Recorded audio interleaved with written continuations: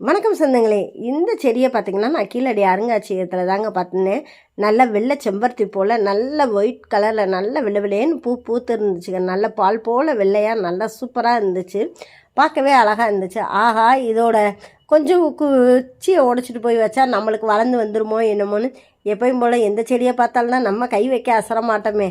பார்த்துக்கிட்டு இருக்கும்போது பார்த்திங்கன்னா அதில் அவரை பிஞ்சு போல் காய்ச்சிருந்துச்சு. ஆஹா, விதையில தான் இருக்கும் போல், விதை இருந்தால் நம்ம எடுத்துக்கலாமேடான்னு சுற்றி பார்த்தா எங்கே பார்த்தாலும் பிஞ்சுகளாகவே இருந்துச்சு. ஆஹா, நம்மளுக்கு நல்ல காஞ்ச முத்திர விதைகளாக இருந்தால் தானே வளர்க்க முடியும்.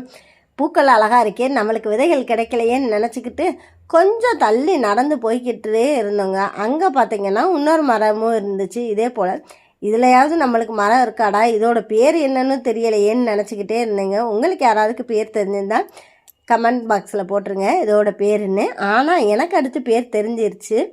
நடந்து போகும்போது இன்னொரு மரத்துக்கிட்ட பார்த்தீங்கன்னா அதோட பேர் டீட்டெயில்ஸ் எல்லாமே போட்டிருந்தாங்க. இது பார்த்தீங்கன்னா கொக்கு மந்தாரையாங்க. முன்னாடி நான் போட்டிருக்கேன் பார்த்தீங்களா, அதை நீங்கள் நிப்பாட்டி பார்த்தீங்கன்னா அதோட ஃபுல் டீட்டெயில் தெரிஞ்சுக்கலாம். இந்த செடியில் பார்த்தீங்கன்னா நம்மளுக்கு தேவையான விதைகள் நிறையவே இருந்துச்சுங்க. நாம் வீட்டு தோட்டத்துக்காக கொஞ்சம் காஞ்ச விதைகளை பறிக்கும்போது பார்த்தா என்னால் வீடியோ எடுக்க முடியல. ஏன்னா செடியை பிடிக்கணும், காய பிடிக்கணும். இது தாங்க அதோட விதைகள் நல்லா காஞ்சதாகவே இருந்துச்சு. ஒரு 5 விதைகள் போல் இருந்துச்சு. 5ஐயும் பறிச்சாச்சு.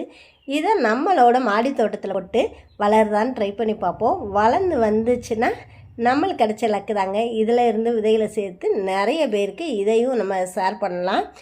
கொக்கு மந்தாரையை நம்மளும் விரிவாக்கம் பண்ணலாங்க. இந்த வீடியோ பிடிச்சிருந்தா லைக் பண்ணுங்கள், ஷேர் பண்ணுங்கள். நம்ம சேனலை மறந்துடாமல் ஒரு சப்ஸ்கிரைப் பண்ணுங்கள். Happy gardening. பை.